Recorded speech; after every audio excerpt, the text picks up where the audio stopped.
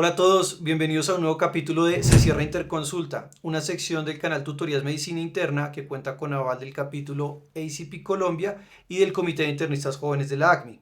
En esta sección, Andrés y yo, médicos internistas, discutimos casos interesantes que ustedes nos comparten con dudas diagnósticas y terapéuticas. Y aprovechar para contarles que vamos a estar el viernes 14 de agosto en la ciudad de Medellín en el contexto del Congreso de Medicina Interna de la ACMI, haciendo una sección en vivo de Se Cierra Interconsulta, discutiendo un caso muy interesante que aún estamos buscando. Así que si tienen alguno que nos quieran compartir, envíenlo al link de la descripción y si su caso queda seleccionado, bien sea para la sección en vivo de Se Cierra Interconsulta en el Congreso o para presentarlo en el canal, podrán recibir un obsequio de Medi. Sin más, Andrés, cuéntenos qué caso tenemos para hoy. Bueno, en este caso tenemos un caso que nos envían desde México, una residente que es la doctora Karen. Se trata entonces de una mujer de 68 años a la cual en el 2010 se le diagnosticó un macroadenoma hipoficiario que se manifestó con alteraciones visuales y compromiso de pares craneales y se le dio manejo con una resección quirúrgica y posteriormente con radiocirugía. Como consecuencia de este tratamiento desarrolló un panhipopituitarismo secundario y con esto se le inició terapia de reemplazo con glucocorticoides y con hormona tiroidea. La imagen además mostró una lesión residual con extensión al seno cavernoso derecho e invasión paracelar no resecable por completo. En 2019 la paciente abandona tanto la sustitución hormonal como el control médico. Y actualmente ingresa porque desde hace un mes la paciente está presentando, indican algo como semejante a crisis de ausencias y en la última semana se asocia a eventos espásticos y a caídas. La valoran en otra unidad, documentan que la paciente está hipotensa, bradicárdica, por lo cual la refieren al centro de urgencias en donde trabaja la doctora Karen. Nos dicen entonces que al ingreso la encuentran en malas condiciones generales, con alteración del estado de la conciencia, agitación psicomotora, hipotensión con una tensión arterial de 80-50, además de bradicardia y datos de respuesta inflamatoria sistémica. Al examen neurológico encuentran desorientación, estrabismo divergente y alteración de la mirada conjugada. Le toman unos laboratorios los cuales evidencian leucocitosis, hiperglicemia, anemia, una hiponatremia con un sodio en 128, una hipercalemia leve con un potasio en 5,5 y además un foco urinario como probable origen infeccioso al cual concluyen después del análisis y el interrogatorio con la paciente. Le toman una tomografía contrastada que confirma un macroadenoma invasivo con extensión al seno cavernoso y compromiso de la arteria carótida interna. En este sentido y en el contexto de la paciente, le asumen que está cursando con un choque séptico de origen urinario asociado a una insuficiencia suprarrenal secundaria por la suspensión prolongada del tratamiento que tenía por el panhipopituitarismo. Le inician entonces reanimación hídrica, antibiótico de amplio espectro, vasopresor, dosis de estrés de glucocorticoide y sustitución de hormona tiroidea. La paciente con esto mejora hemodinámica y neurológicamente, lo cual refuerza el componente adrenal, pues digamos, fuerte que había dentro del cuadro clínico. Con este caso, entonces, la doctora nos hace la siguiente pregunta. En un paciente que se encuentra con un choque y tiene este antecedente de panhipopituitarismo, ¿cómo diferenciaríamos clínicamente entre una crisis adrenal secundaria de un choque séptico puro? Y con base en esto, ¿debería iniciarse hidrocortisona empírica antes incluso de confirmar el diagnóstico? En este sentido, creo yo que, pues, al analizar el caso, ahorita que lo discutíamos, podemos abordar cuatro aspectos principales para que resolvamos la pregunta o las dos preguntas realmente que nos hace la doctora Karen. La primera es que entendamos cómo funciona la fisiología hipofisiaria y cómo el panhipopituitarismo puede llevar a un estado de choque. La segunda es si hay verdaderamente una asociación entre la crisis adrenal secundaria y un choque séptico. En tercer lugar, cómo podemos hacer un diagnóstico tanto clínico como bioquímico de una insuficiencia adrenal en un contexto agudo como es el que nos están presentando ahorita. Y finalmente, cómo se debería hacer esta suplencia de glucocorticoides en el escenario del choque séptico y la crisis adrenal. Con base en eso, entonces, José, cuéntenos usted esta primera parte que hablamos del abordaje del caso. ¿Qué deberíamos entender de la fisiología hipofisiaria para con base en eso poder dar respuesta a las preguntas de la doctora? Perfecto, Andrés, y muchas gracias a la doctora Karen, un caso muy interesante y retador en la práctica clínica del día a día, porque obviamente se requiere tener unos conceptos claros y básicos, ya que son cuadros urgentes que no dan tiempo pues de consultar algo y se tienen que tener unas bases sólidas. Antes de entrar de lleno en el caso, quiero señalar dos cosas que no van a ser centrales para dejarlas aclaradas. Primero, que hay algún déficit neurológico focal que parece ser más efecto de masa por la masa residuante que tiene, y que también esta paciente tiene un componente social muy importante que abandonó el tratamiento. Entonces no hay que dejarlo de lado porque la podemos estabilizar ahorita, pero si no miramos la fuente de esa falta de adherencia al tratamiento y la corregimos, en unas semanas o meses va a llegar con un cuadro igual o peor. Entonces hay que buscar el problema de raíz. En cuanto a la fisiología, creo que vale la pena recordar que la hipófisis es una glándula que tiene un componente anterior y posterior ubicado en la silla turca y que se encarga de regular en general el metabolismo del organismo, coordinando la liberación de diferentes hormonas.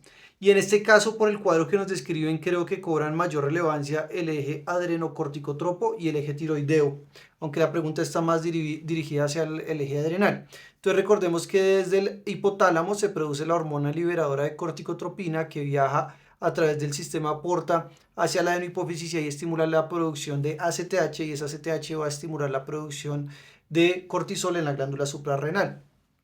Si este eje se interrumpe por algún motivo, pues va a terminar resultando en baja producción del cortisol, que es la hormona del estrés.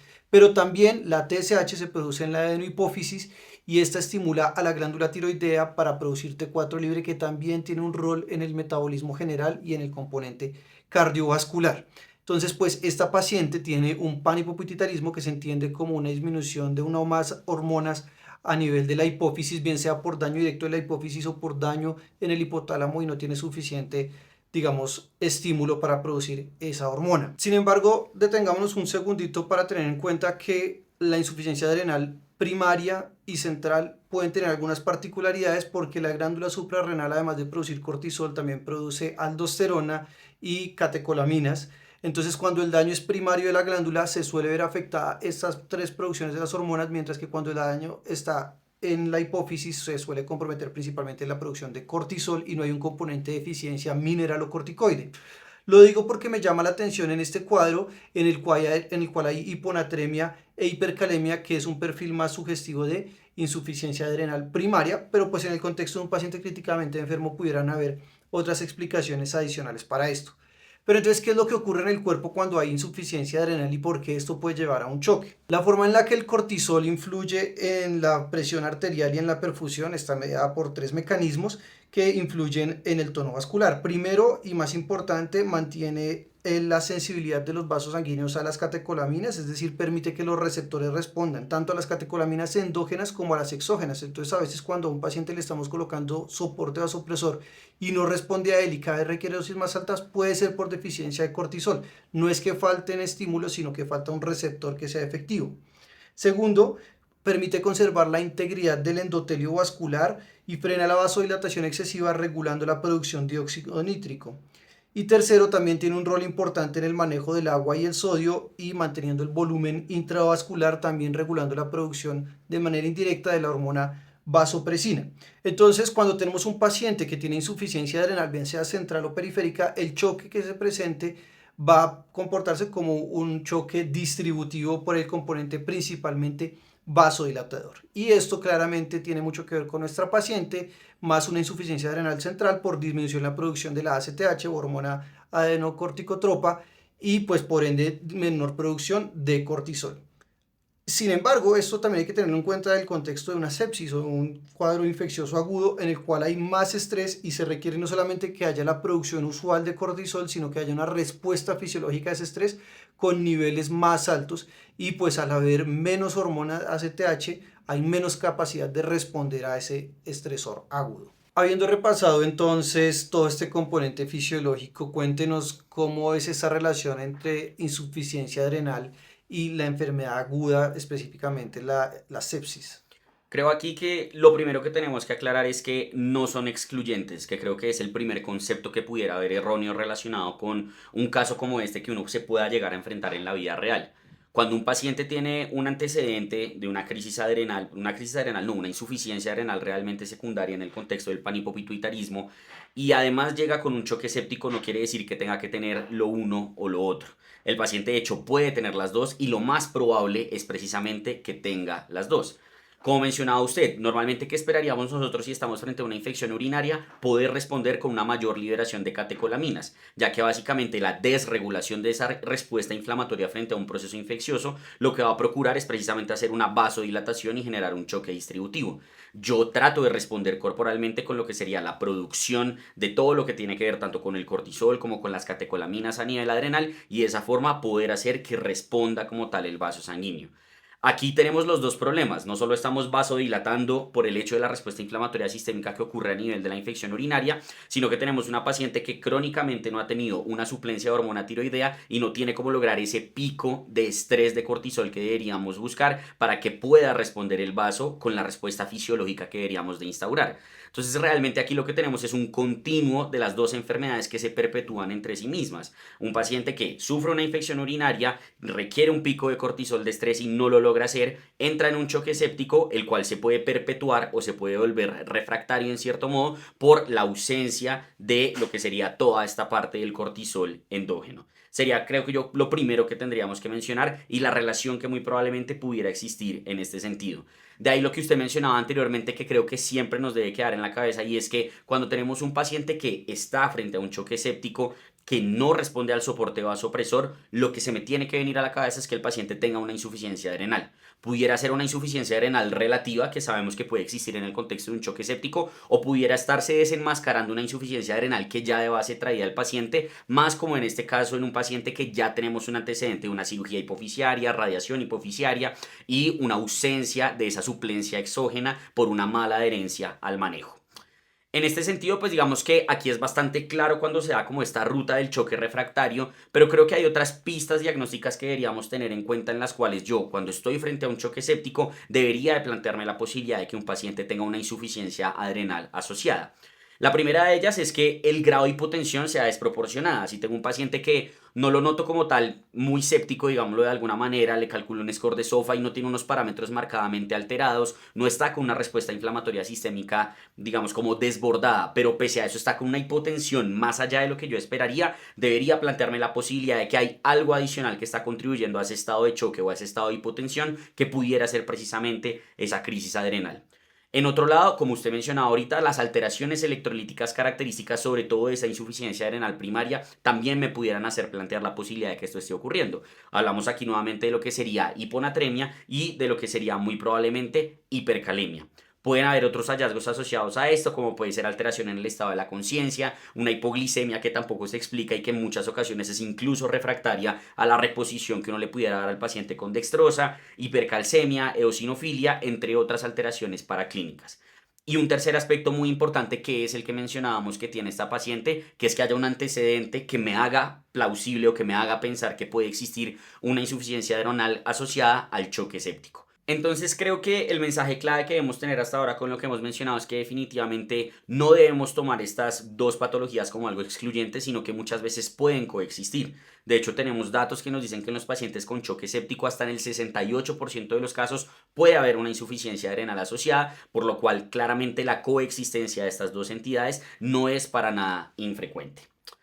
Volviendo entonces a lo que sería como parte de la identificación de la crisis adrenal, que luego usted nos complementará con cómo podemos llegar a hacer el diagnóstico, pues creo que a todos nos enseñaron la parte de la triada clásica de la insuficiencia adrenal, en lo que es la hiponatremia, la hipercalemia y la hipoglicemia, que si vemos los laboratorios que nos plantearon de la paciente, cumple dos de estas características, aunque tenía hiperglicemia. Y uno pudiera decir que muy probablemente esté en relación a la insuficiencia adrenal, pero debemos, digamos, como retomar lo que usted nos explicaba ahorita de las diferencias entre la insuficiencia adrenal primaria y secundaria. En este caso estamos sospechando es una insuficiencia adrenal secundaria y no primaria, por lo cual muy probablemente estas alteraciones electrolíticas tal vez se expliquen por causas diferentes. No quiere decir esto que el paciente no tenga una insuficiencia adrenal, es bastante probable que la tenga, pero reconocer esto nos hace ampliar los diferenciales y buscar otras cosas que probablemente puedan estar contribuyendo al estado clínico de nuestro paciente.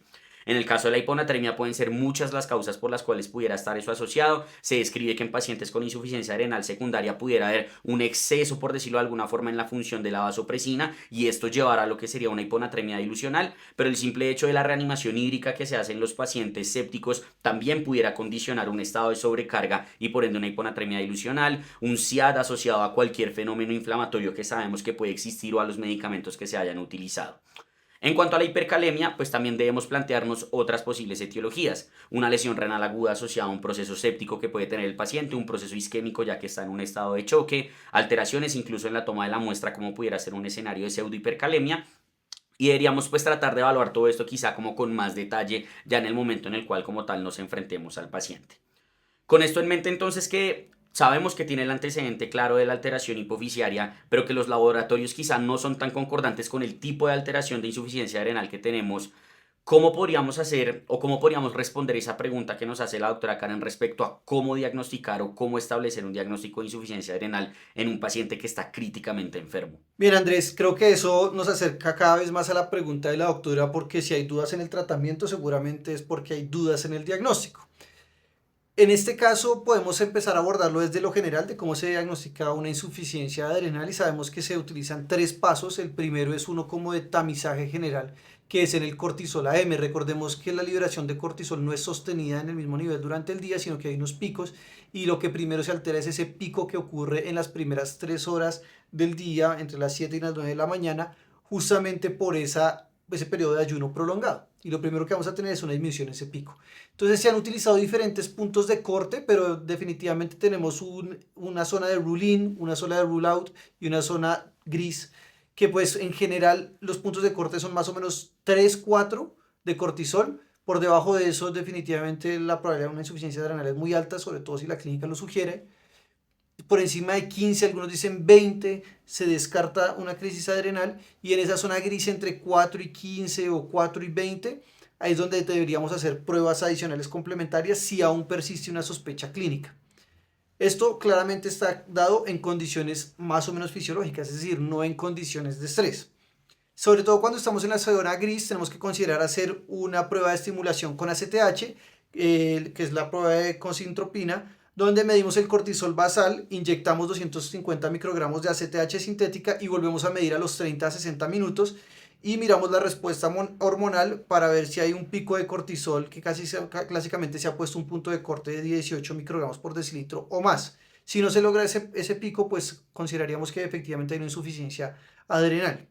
Y con esto, si ya tenemos el diagnóstico de insuficiencia adrenal, lo que seguiría es clasificarla en su localización anatómica con una medición de ACTH. Si la ACTH está alta, vamos a pensar que es una insuficiencia adrenal primaria, el problema está en la glándula adrenal, y si está baja, vamos a pensar que el problema está o en la hipófisis o en el hipotálamo, es decir, es de etiología central.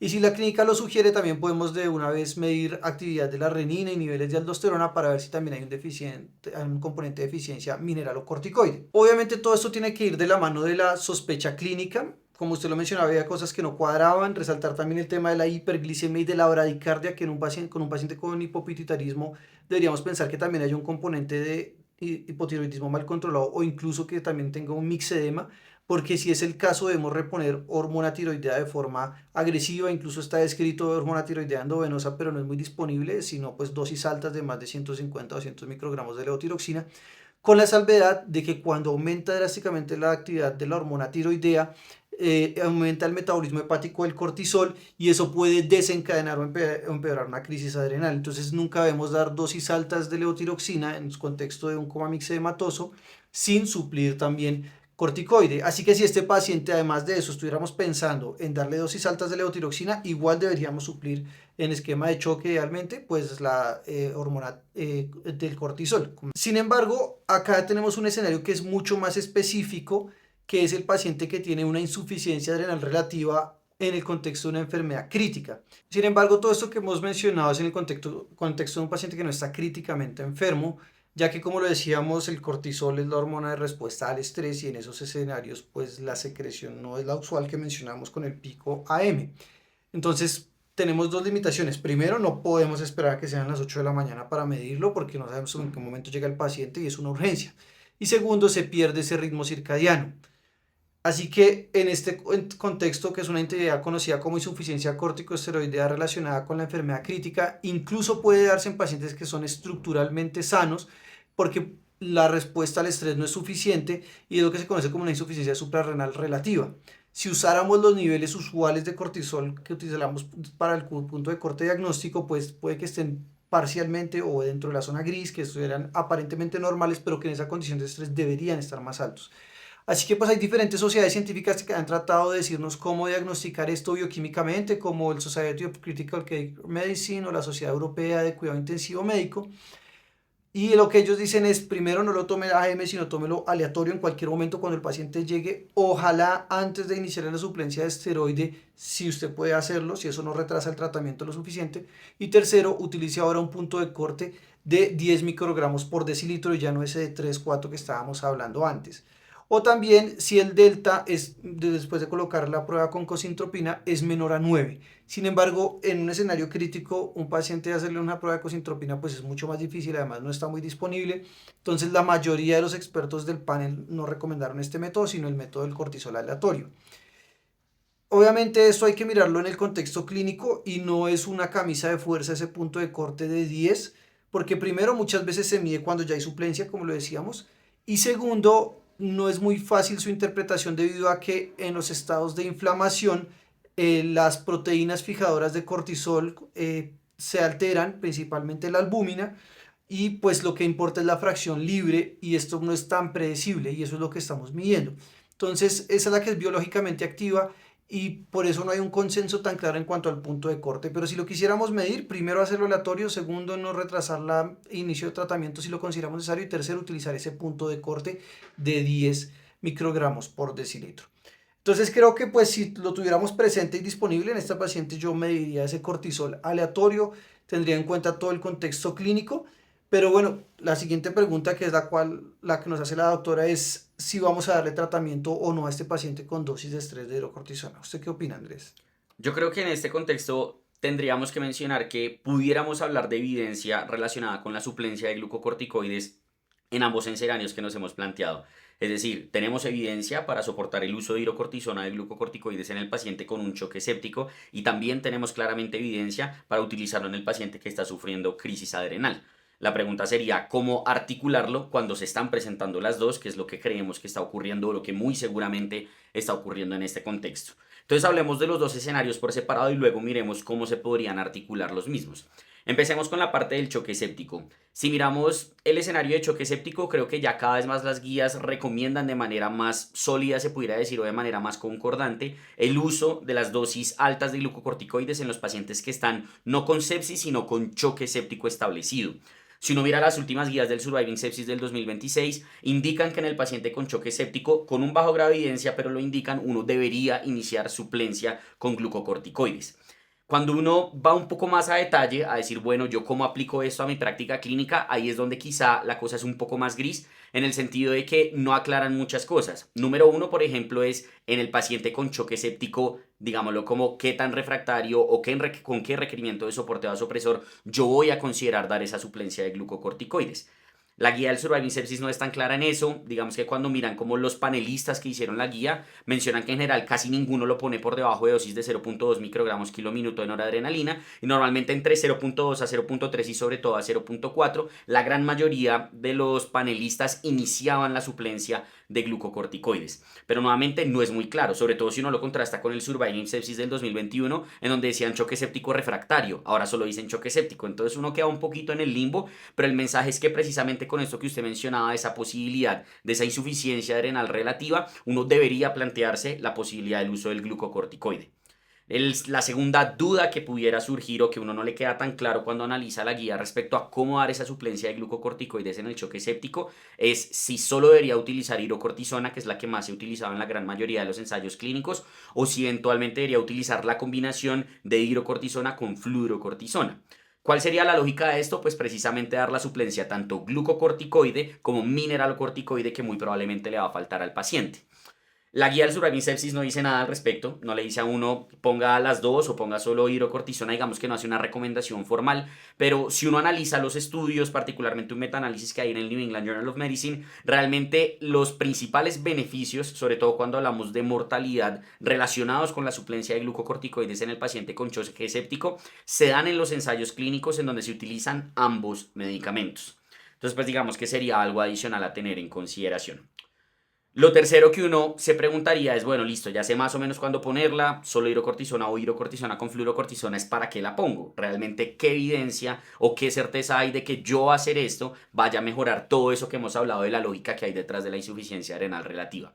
Y en este sentido, pues también estamos en un escenario en el cual la evidencia no es la más certera respecto a los potenciales beneficios. Que sabemos sí o sí que definitivamente utilizar suplencia de glucocorticoides en estos pacientes disminuye el requerimiento de soporte vasopresor y los días como tal en los cuales el paciente tiene esa, digamos, como esa necesidad del soporte vasopresor. Lo que todavía no está tan claro es que esto se traduzca en un beneficio en mortalidad. Cuando miramos, por ejemplo, el último metaanálisis que pudimos encontrar al respecto, que están viendo en sus pantallas, vemos que el intervalo de confianza del metaanálisis, cuando miramos lo que sería como precisamente este desenlace de mortalidad, está o muy en el límite de tocar la unidad del 1 o incluso lo cruza dependiendo de si analizamos mortalidad general o a corto plazo. En ese sentido, pues pudiéramos hablar de que existe un potencial beneficio relacionado con la mortalidad en el uso de la suplencia glucocorticoidea, pero más bien es modesto o quizá no hay tanta certeza, se pudiera decir, en relación a la evidencia que sustenta esto. La otra duda, digámoslo así, sería es qué dosis utilizar. Aquí digamos que el consenso en general es que dosis mayores de 250 miligramos de hidrocortisona definitivamente no son útiles. Lo que sabemos es que en la gran mayoría de los estudios se utilizan dosis de 200 miligramos de hidrocortisona 24 horas por un tiempo que más o menos ronda entre los 5 a 7 días, aclarando que cuando se suspende no hay que hacer como titulación a la baja ni nada por el estilo. Pero más o menos sería como eso lo que pudiéramos hablar de la evidencia de la suplencia en los pacientes con choque séptico. Ahora bien, si entramos en lo que sería el segundo escenario del paciente que está en una crisis adrenal, digamos que a diferencia de todo lo que acabamos de discutir del choque séptico, en donde estamos hablando de potenciales beneficios, una lógica relacionada con la aplicación del medicamento para quizá lograr un mejor desenlace en el paciente, en el contexto de la crisis adrenal estamos hablando de la única opción que existe de tratamiento para esa condición y ya no estamos hablando de un tal vez sirva, sino necesariamente el paciente requiere esto para revertir su condición crítica.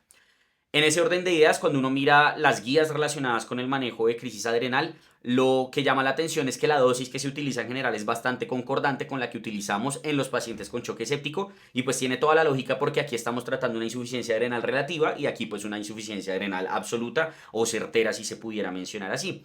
En ese sentido, en general se habla de un bolo de 100 miligramos de hidrocortisona seguido de 200 miligramos de hidrocortisona cada 24 horas hasta que el paciente tenga como tal pues una resolución de la crisis adrenal. Aquí sí no hay una, digamos, como certeza en cuanto a los días, a diferencia del choque séptico que hablábamos de 5 a 7 días para sopesar o para sobrellevar esa insuficiencia adrenal relativa.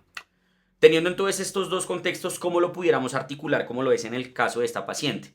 Pues lo primero es que vamos a utilizar la misma dosis. Si tengo un paciente con un choque séptico, sobre todo con dosis escalonadas de noradrenalina, y más en un paciente en el cual sospecho que puede tener una insuficiencia adrenal, pues definitivamente debería iniciar el glucocorticoide. ¿Con qué? Principalmente con hidrocortisona, usualmente con esos 200 miligramos, considerando no esos 100 miligramos en bolo iniciales en la parte de la crisis adrenal, y se debería evaluar o no el verdadero beneficio de utilizar la suplencia de fluorocortisona.